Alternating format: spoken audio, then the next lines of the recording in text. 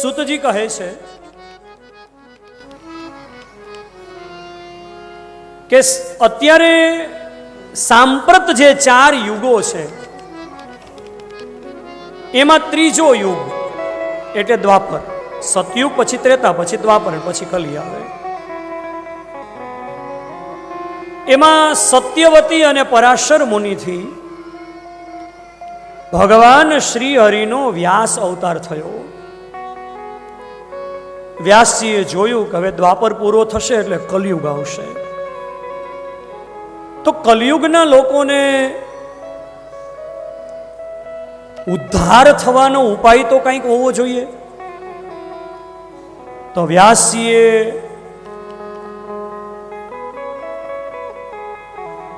જે પરમાત્માના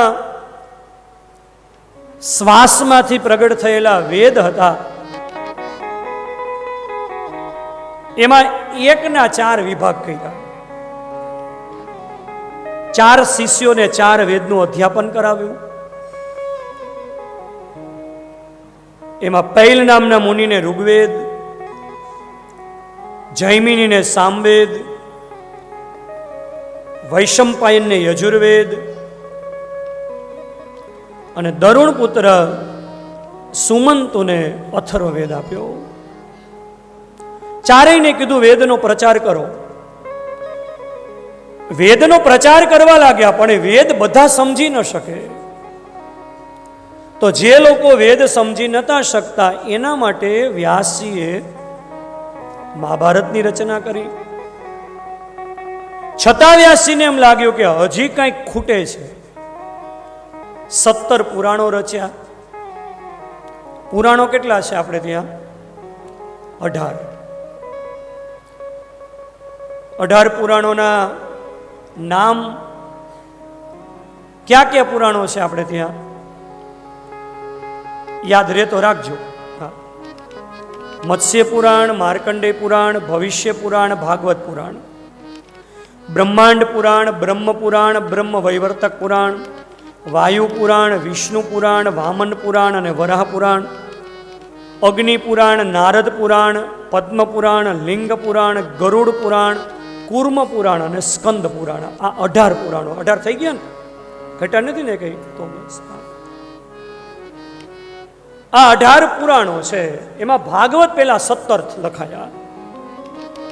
મત્સ્ય, માર્કંડેય, ભવિષ્ય, બ્રહ્મ, બ્રહ્માંડ, બ્રહ્મ વૈવર્તક, વરાહ, વિષ્ણુ, વામન, વાયુ, અગ્નિ, નારદ, પદ્મ, લિંગ, ગરુડ, કુર્મ અને સ્કંદ. આ 17 પુરાણો ભાગવત પહેલા લખાયા. વ્યાસજીને એમ થયું કે હજી કંઈક મારા જીવનમાં ખૂટે છે, એટલે વ્યાસજી અશાંત થયા. શીખજો વાલા, આ જીવનમાં અશાંતિનું એક જ કારણ છે, હજી કંઈક ખૂટે છે. એમાં સંતોષ છે તો શાંતિ છે, પણ નથી, આ ખૂટે છે એટલે અશાંતિ આવે છે. એક નગરમાં એક રાજાના રાજ્યમાં એક પગચંપી કરવા વાળો રોજ રાજાના પગની સેવા કરવા આવે. પણ એવો આનંદી કે પોતે આનંદ કરતો હોય ને રાજાને આનંદ કરાવતો હોય, મોજમાં જ હોય આઠે પોર. તો એક વખત રાજાએ પ્રધાનને પૂછ્યું કે આ આટલો મસ્તીમાં રહે છે, બીજે ક્યાંય કમાવા જાતો નથી, રોજ હું એને 1 રૂપિયો આપું છું, પણ છતાંય એને આટલો બધો આનંદ કેમ છે? પ્રધાને કહ્યું, મહારાજ મને ખબર છે કે એને આનંદ શું કામ છે, તમે કહેતા હોય તો એનો આનંદ ઉડાડી દઉં.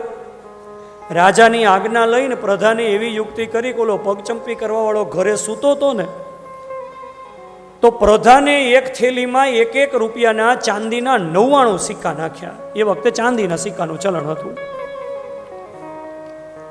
અને થેલી મૂકી અને પ્રધાન વૈયા ગયા.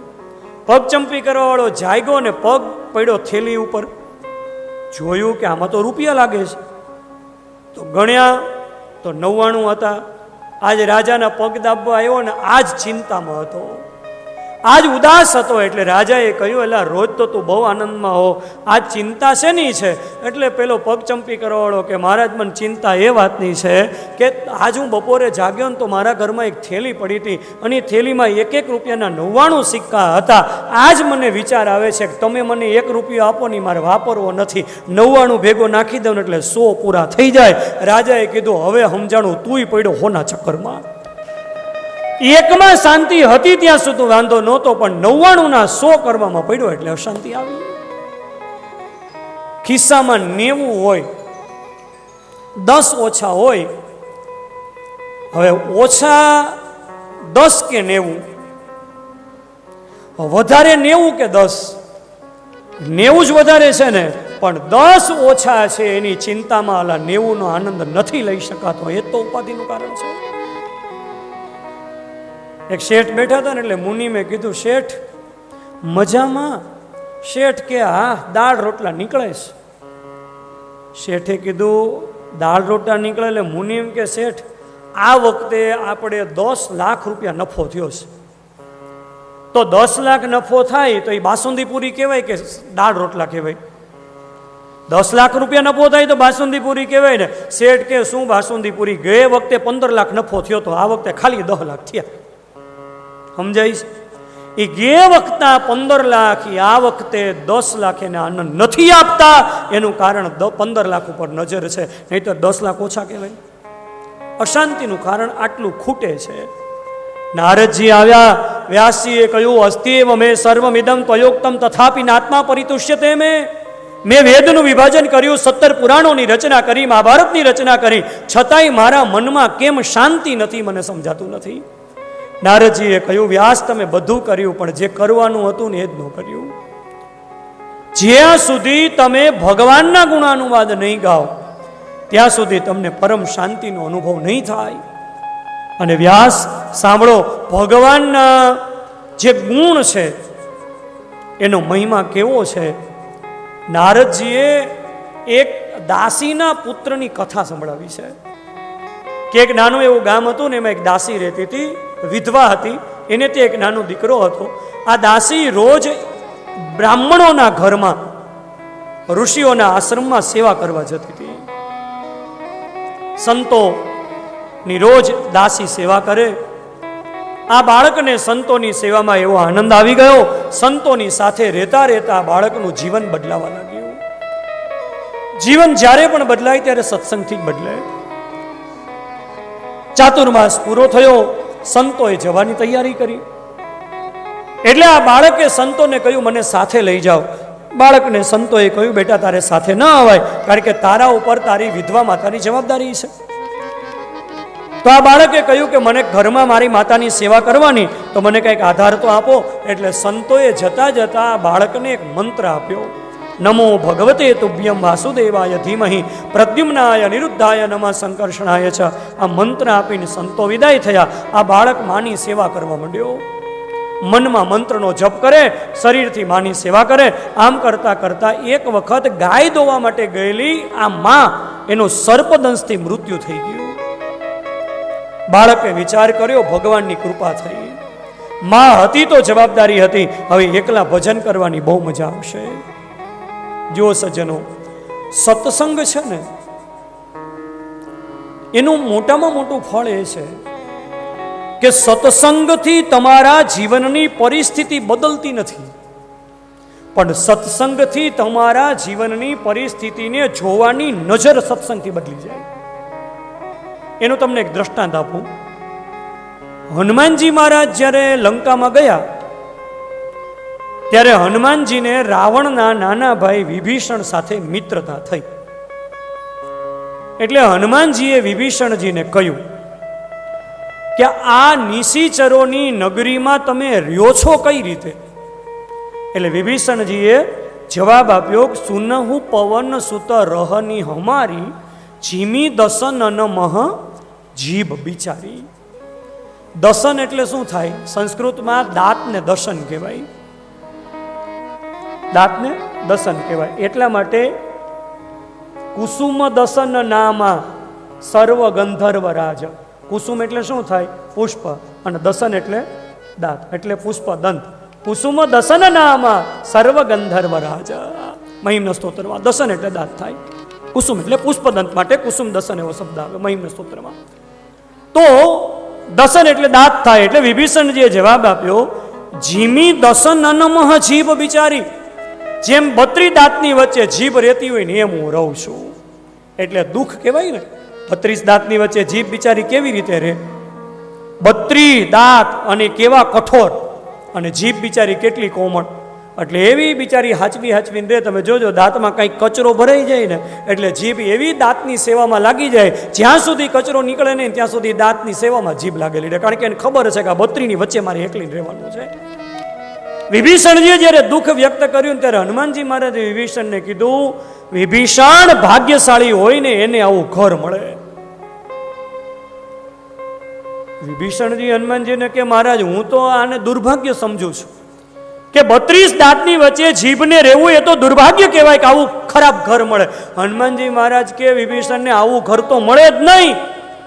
જો સત્સંગનો પ્રભાવ. વિભીષણજીએ કહ્યું કઈ રીતે? હનુમાનજીએ વિભીષણજીની આખી જોવાની નજર બદલી નાખી. હનુમાનજી મહારાજ વિભીષણને કે 32 દાંતની વચ્ચે જીભને રહેવું એ તો બહુ સારું કહેવાય. હે વિભીષણજી, દાંત પડે કે જીભ પડે?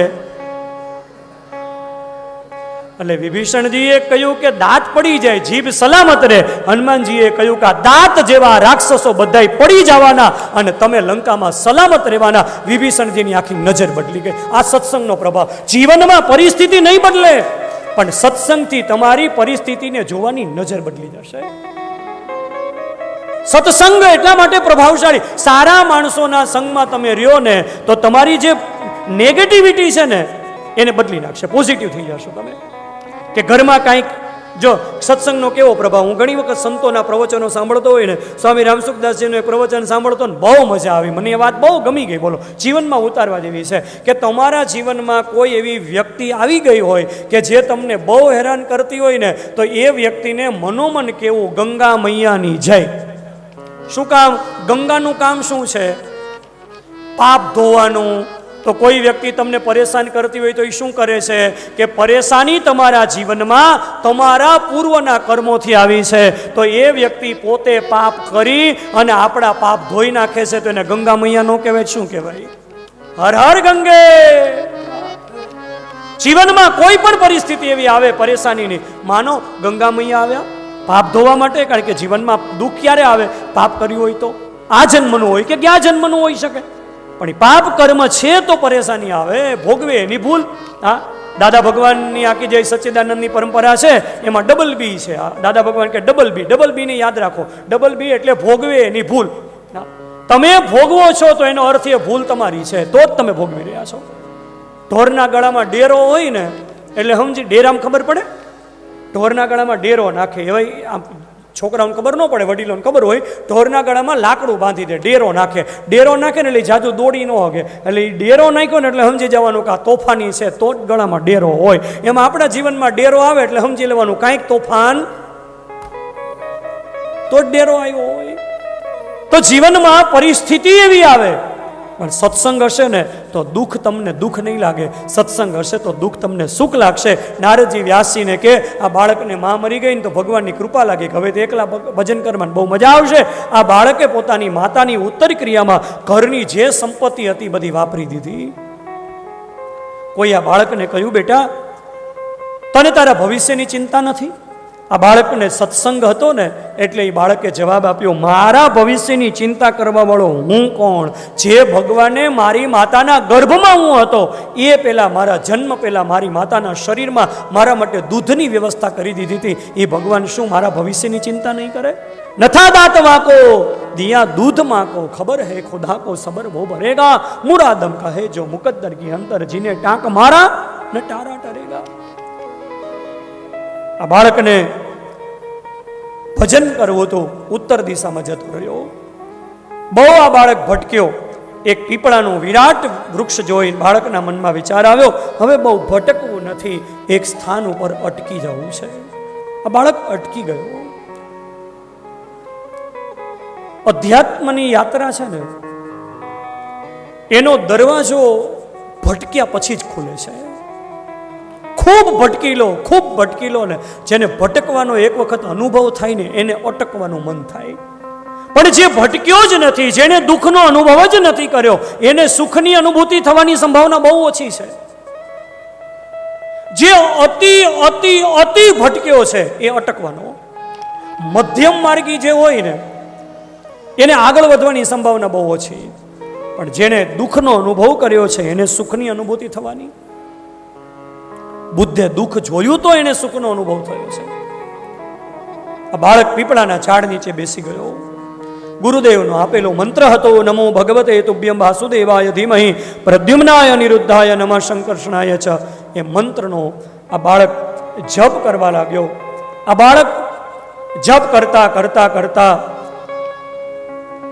આ બાળકની સ્થિતિ એવી આવી ગઈ કે આ બાળકના હૃદયની અંદર પરમાત્માની એક ચૈતન્ય મૂર્તિના દર્શન થયા.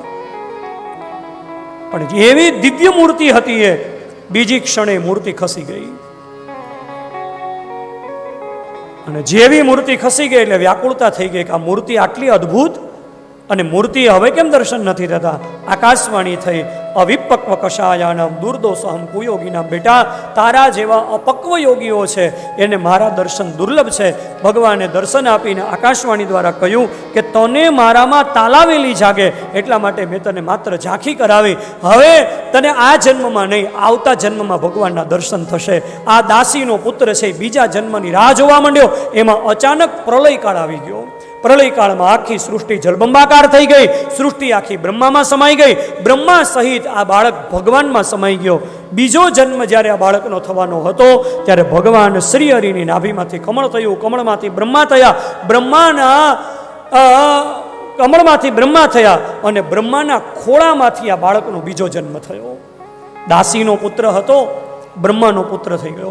વિધવાનો પુત્ર વિધાતાનો પુત્ર થઈ ગયો. અને પછી તો આ બાળકને એવું ભગવાનમાં મન લાગી ગયું કે દેવતાઓએ આ બાળકને વીણા આપી અને બાળકને કહ્યું જ્યારે જ્યારે તું વીણા વગાડીશ ત્યારે ત્યારે ભગવાન તારી સન્મુખ પ્રગટ થશે. આ બાળકને રસ્તામાં જે મળે ને એને બધાઈને ભગવાનના દર્શન કરવા લાગ્યો. બાળકના પૂર્વજન્મની કથા જ્યારે વ્યાસજીએ નારદજીના મુખેથી સાંભળીને વ્યાસજી મગ્ન બની ગયા. વ્યાસજીએ નારદજીને કહ્યું, મહારાજ, આટલું આ બાળકની કથા તમે કેમ જાણો છો? તમને કેમ ખબર છે આ બાળકનો પૂર્વજન્મ એ બ્રહ્માનો પુત્ર થયો? ત્યારે નારદજીએ કહ્યું, વ્યાસ, એ બાળક બીજું કોઈ નહીં, હું સ્વયં છું. નારદજીએ કહ્યું કે મારા જ પૂર્વજન્મની કથા છે. હું દાસીનો પુત્ર હતો, દેવર્ષિ બની ગયો. નારદજીએ કહ્યું, વ્યાસ, તમે પણ ભગવાનનું ભજન કરો, ભગવાનનું સ્મરણ કરો. જ્યાં સુધી તમે ભગવાનની સાથે નહીં જોડાઓ ત્યાં સુધી તમને શાંતિનો અનુભવ નહીં થાય. ચાહે કિतना भी दौड़ लो, लेकिन जब तक स्वयं को नहीं पहचानोगे या तो परमात्मा की जब तक पहचान नहीं होगी तब तक शांति का अनुभव नहीं होगा. વ્યાસજીએ કહ્યું, મારે ભગવાનનો યશ ગાવો છે, મારે ભગવાનના ગુણાનુવાદ કરવા છે, મારે પરમ શાંતિનો અનુભવ કરવો છે, મને કંઈક આધાર આપો. ધ્યાનપૂર્વક સાંભળજો. દેવર્ષિ નારદજીએ વ્યાસજીને કહ્યું કે આ સૃષ્ટિ જ્યારે બની ને ત્યારે પરમાત્માએ બ્રહ્માજીને જ્ઞાન આપ્યું. એ જ્ઞાનના 4 શ્લોકો બ્રહ્માને પાસે હતા. નારદજી કે બ્રહ્માજીએ મને આપ્યા છે, હું તમને આપું છું અને તમે આ 4 શ્લોક છે એનો વિસ્તાર કરો. અને નારદજીએ 4 શ્લોકનું જ્ઞાન આપીને જ્યારે વ્યાસજીની પાસેથી વિદાય થયા, વ્યાસજી સમયાપ્રાસ નામના આશ્રમમાં આવ્યા. આંખ બંધ કરી 4 શ્લોકમાં સમાધિ લગાડી. સમાધિમાં 4 શ્લોકનું દર્શન કરતા ગયા, ભગવત ચિંતન કરતા ગયા. વર્ષો સુધી સમાધિ રહી અને જ્યારે વ્યાસજીની સમાધિ છૂટી ત્યારે 4 શ્લોક હતા ને એમાંથી 18,000 શ્લોકોનું નિર્માણ થયું. પછી વ્યાસજીએ વિચાર કર્યો કે આ 18,000 શ્લોકોનો જે અનુભવ છે એ માત્ર મારી પાસે રહેશે તો એનાથી સમાજને કોઈ કલ્યાણ નહીં થાય. એટલે સમાજની ચિંતા હતી. એટલે વ્યાસજીએ 18,000 શ્લોકોને ગ્રંથનું સ્વરૂપ આપવું હતું. એટલે 18,000 શ્લોકોને 335 અધ્યાયમાં વિભાજિત કર્યા. એ 335 જે અધ્યાય હતા એને 12 સ્કંધમાં વિભાજિત કર્યા. એટલે 12 સ્કંધ યાદ રાખજો. ભાગવતજીના 12 સ્કંદ છે અને એ 12 સ્કંદમાં 335 અધ્યાય છે. અને 335 અધ્યાયમાં 18,000 શ્લોક છે. સરસ. ભાગવતજીના 12 સ્કંદ છે. યાદ રાખજો, કેટલા સ્કંદ? 12. જે ભાગવત તમે સાંભળો છો સ્કંદ એટલે ચેપ્ટર. એમાં પાછા વિભાગ છે. પહેલા સ્કંદમાં 19 અધ્યાય છે, બીજામાં 10, ત્રીજામાં 33, ચોથામાં 31, પાંચમા સ્કંદની અંદર 26 અધ્યાય છે, છઠ્ઠામાં 19, સાતમામાં 15, આઠમામાં 9મામાં 2માં 24, 10મામાં 90, 11મામાં 31 અને 12મામાં 13. આમ 333 અધ્યાય થાય છે. 2 અધ્યાય ઓછા છે. એ 2 અધ્યાય પછીથી કાઢી નાખવામાં આવ્યા છે. શું કામ? એ બહુ ચર્ચાનો વિષય, એમાં નથી જવું. પણ ભાગવતજીના કુલ મૂળ 335 અધ્યાય છે અને 335 અધ્યાયમાં 18,000 શ્લોક છે. યાદ રહી ગયું? કાંઈ યાદ ન રહે ભાગવતમાં તો આટલું તો યાદ રાખજો. 12 સ્કંદ, 335 અધ્યાય અને 18,000 શ્લોક. સોલંકી પરિવાર કથા પૂરી થઈ જાય પછી કદાચ કોઈ પૂછે તમને કે ભાઈ ભાગવતમાં સ્કંદ કેટલા, તો યાદ રાખવાનું 12, અધ્યાય કેટલા, યાદ રાખવાનું 335, શ્લોક કેટલા, 18,000. યાદ રહી ગયું? નો યાદ રહે તો ફોન નંબર તો યાદ રહે ને, 12 335 18, આટલું યાદ રાખવાનું. હા, 12 335 18, 12 સ્કંદ, 335 અધ્યાય, 18,000 શ્લોક. 12 સ્કંદ તે આંબાના થડ થયા. 12 સ્કંદ તે આંબાના થડ થયા. આ જે રાગ છે ને એ આપણો ઓરિજિનલ જે વડીલોનો જો ધોળપદનો રાગ છે ને, એ સંગીતમાં કયો રાગ છે? ધાની રાગ છે. 12 સ્કંદ તે આંબાના થડ થયા. 12 સ્કંદ તે આંબાના થડ થયા. 335 અધ્યાય છે ડાળ સખી રે આમોરો પીરો. 335 અધ્યાય છે ડાળ સખી રે આમોરો પીરો. આંબો અખંડ ભુવનથી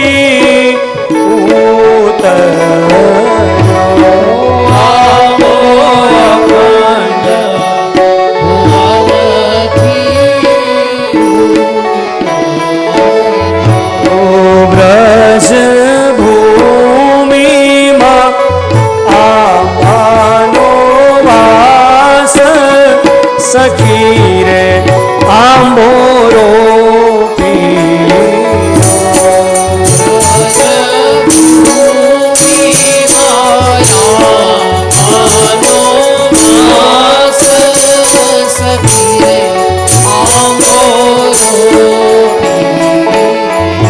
આંબામાં પેલા થડ હોય તો આ શ્રીમદ ભાગવત રૂપી જે આંબો છે એ ભાગવત રૂપી આંબાનું થડ કયું તો કે 12 સ્કંદ. 12 સ્કંદ છે આ ભાગવત રૂપી આંબાનો થડ છે. પછી થડ પછી ડાળી હોય તો 335 અધ્યાય એ ભાગવત રૂપી જે આંબો છે એની ડાળી છે. પછી ડાળી પછી સીધા પાન નો હોય, ડાળી પછી સીધા પાન નો આવે, તીરખા હોય. તો આ ભાગવત રૂપી જે આંબો છે એના તીરખા કયા? 18,000 શ્લોકના આંબે તીરખા. 18,000 શ્લોકના આંબે તીરખા. 6 લક્ષ અક્ષર આંબે પાન સખી રે આંબોરો પીરો.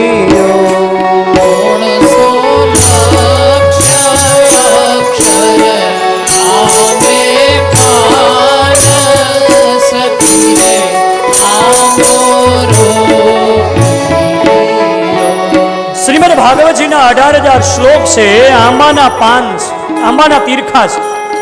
અને ભાગવતજીમાં 5,75,000 અક્ષરો છે. એ અક્ષરો છે આ ભાગવત રૂપી જે આંબો છે એના પાન છે. 5.5 લાખ અક્ષર છે.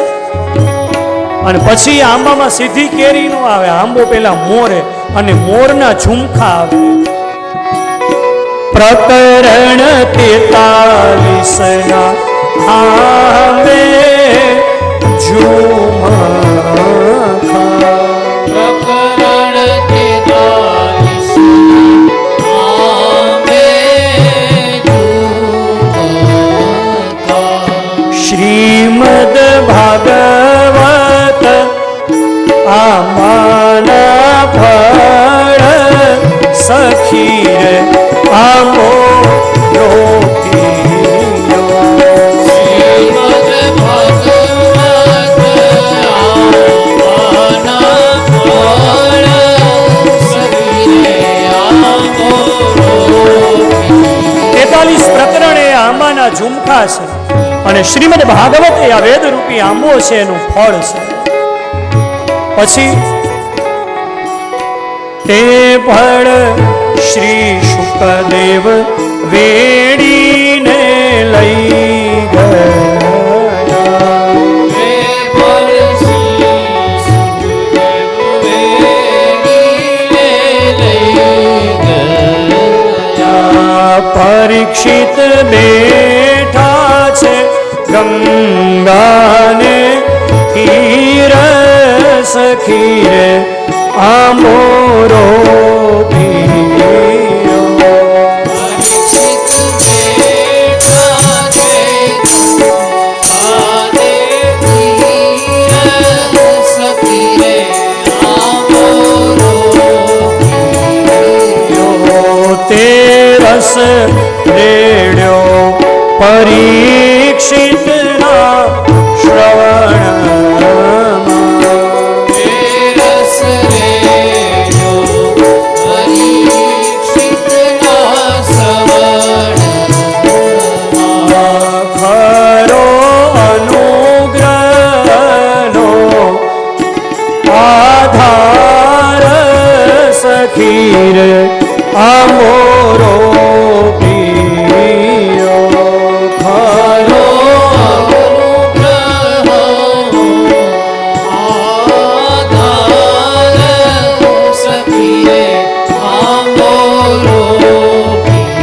આ વેદ રૂપી પાકેલું ફળ સુખદેવજી લઈ ગયા અને પરીક્ષિતના કાનમાં આ ભાગવત રૂપી આંબો છે એનો જે રસ છે એ પરીક્ષિતના કાનમાં રેડ્યો.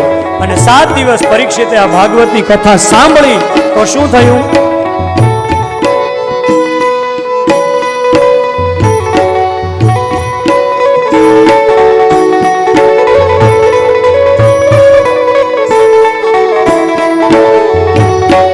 સાત દિવસમાં શ્રી કૃષ્ણ પદ મળ્યો.